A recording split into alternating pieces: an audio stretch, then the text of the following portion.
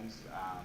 Yeah, like actually the vitamin or the omega 3, 6, and 9s, the fish oil that we take from Costco was recommended from an optometrist because I was having inflammation in my eyes quite a bit. And since I started taking it, it's gone down. Not completely gone, but it's less frequent and less painful when it happens, but it still does happen. But yeah, that was recommended from an optometrist. And it was recommended to me by my PCP for swelling and for like lubricating the joints. So yeah, like that was just it. So just spend some time doing some research about each one or talking to people here. This is just a cartoon that I threw in about oxidation itself and how it can be damaging. So. Got a question. Should you take your vitamins and your supplements and your regular medicine at the same time, or does it matter? Again, it depends. Usually I would say it's probably fine to take at the same time unless there are certain medications that you're not supposed to take with food or not supposed to take with certain things. So if it has that kind of warning from the medication, like either on the bottle or told to you by the prescriber, then I would say it's not okay. But for the most part, I would say it's fine to do. I would think, because a lot of times when people take medications with food, especially like NSAIDs and things like that, you want to take those with food because they can cause GI lining tears and ulcerations and things like that. So that's why it's good to take those with food. Like usually have a little to eat, then take the vitamin or then take the medication, and then have a little bit more to kind of coat it. And so I would think it's fine to do the same with supplements and the medications, unless it's specifically you're told like don't take this with food or. So it's a good idea to talk to your pharmacist because that's what they study in schools, like what interacts with what. And so since they know your drugs anyway, they're a good person to talk to. Yeah. Yeah, definitely. And I mean, there are also certain medications though that you can't take with certain foods as well. Like, excuse me, a lot of them with grapefruit juice, you're not supposed to take. It has to do with certain enzymes that are stimulated or inhibited by the grapefruit juice.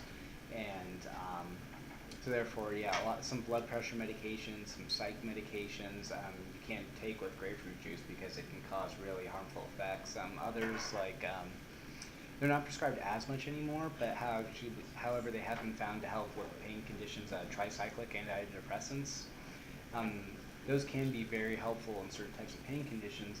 However, when those are taken and someone drinks red wine or eats cheeses or things like that, it can cause severe health side effects, particularly really escalating hypertension. And so people have to be really careful of what they're eating when they're taking like that medication in particular. So.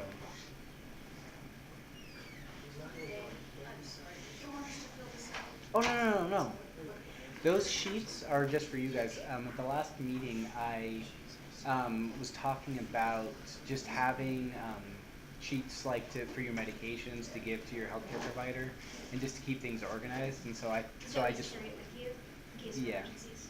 Yeah, and I would say, I mean, that was just an example. If you want to make up your own sheet or scan that in for your computer, that way, like if you give one to your healthcare provider, but you want to keep a copy of it as well. I just thought, yeah, that's a good example. If you want to use that one yourself or one similar to it, it would be good to use.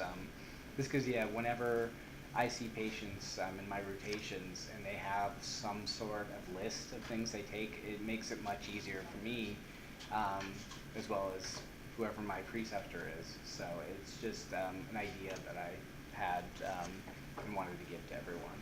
So, yeah. No, I don't need to know your meds in particular. I mean, if you want to share them with me, I'm happy to talk about it with you. How much longer is your presentation? Yeah, it is getting kind of long. No, that's not the question. We're just wondering if we could take a little break. Sure. Like Absolutely. 5 minutes. Yeah. Wants to get up, walk around. This is a lot of information, I know. So, yeah, let's take a break. Okay.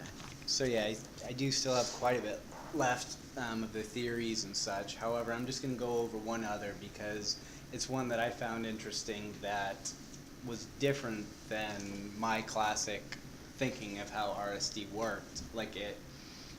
I'll just sort of get into it, just because, yeah, I think it's important. There are a few others, but I think this one's really important, a lot more important. So, the original theory with RSD was that there was just a malfunction in our sympathetic nervous system that was causing to cause us to have these amplified and extreme responses.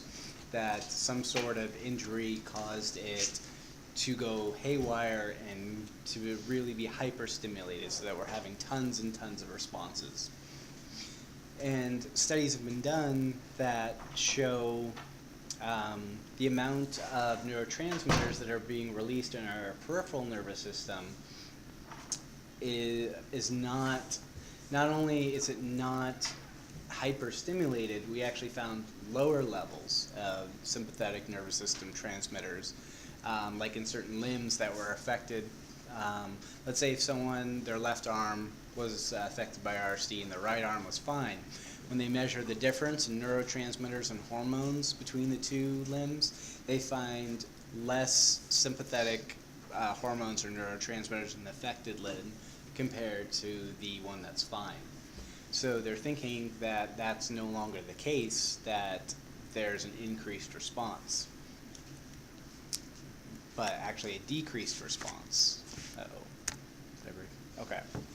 So to sort of explain that, actually I'm going to go to the next cartoon and then I'll come back.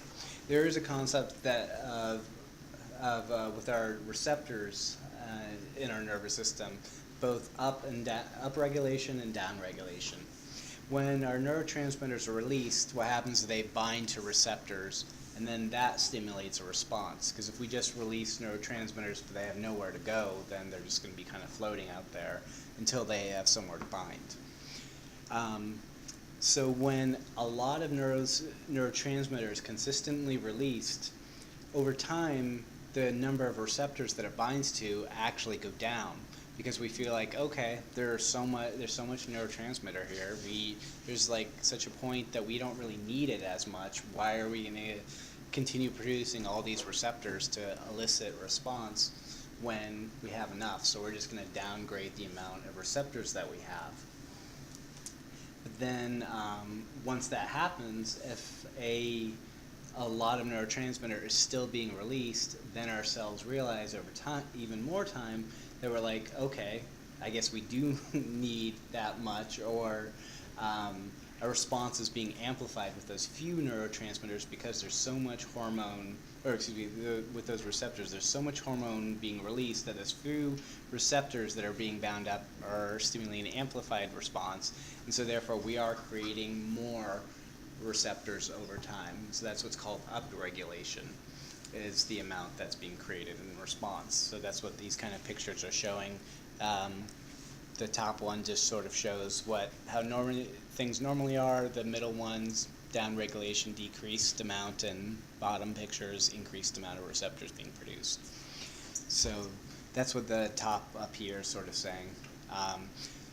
With a newer hypothesis of CRPS or RSD, because we're having decreased sympathetic activity that we've actually found, and there's decreased receptors that are initially being there, but because so much neurotransmitter over time is being produced, and initially the number of receptors are decreased, over more time we're increasing the amount of receptors instead of the actual neurons that are there. We're increasing the number of receptors that the neurotransmitters are binding to. And so that is then creating an amplified response that is not functional in a way that we're able to handle. So the old theory of where our nerves themselves are going kind of haywire, it's actually even more complex, with the neurotransmitters being released and the receptors being too much or too little of them for them to bind, is what we're actually finding is true. So I guess to sum it up, the old theory is not correct enough, I guess, or doesn't explain enough. Yeah, I guess it's the easiest way to say it. Yeah. So yeah, this one I didn't really want to I don't think I should go over just because it's going to be too kind of complex. It just kind of goes over and talks about like the vascular different kind of effects that we see in RSD, and I'll just kind of show more of the pictures themselves from a textbook I found that I'm sure you've seen before with different swelling and redness and things like that, and that's just due to dysfunction within our vascular system, which we were kind of talking about earlier. In neuroplasticity, it's similar to cortical reorganization, just kind of means the classic theory of we're born with however many neurons or nerve cells in our bodies, and that's all we're ever going to have, and so as we lose them and die, that's it. That's not true.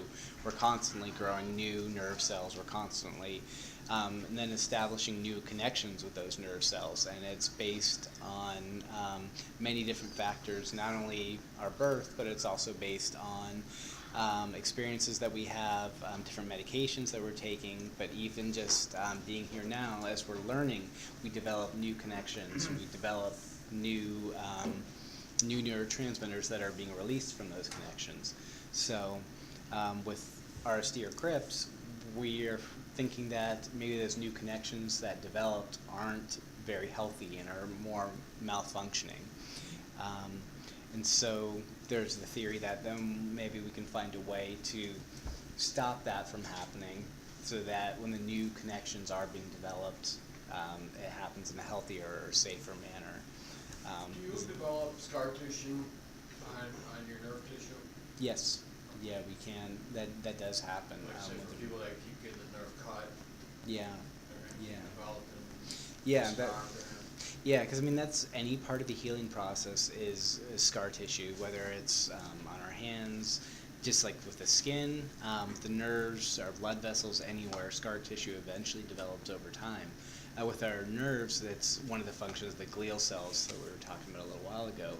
So as our cells are healing, there's an initial response that happens just to kind of do that initial sort of protection. Like so we have a blood clot.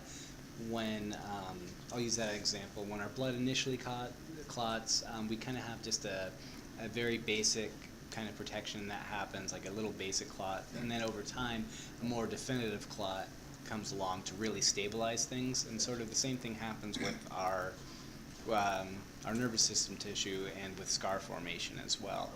So yeah, and that then really disturbs our nerves functioning and really gets in the way of things. So these are just some pictures showing neuroplasticity, how it works.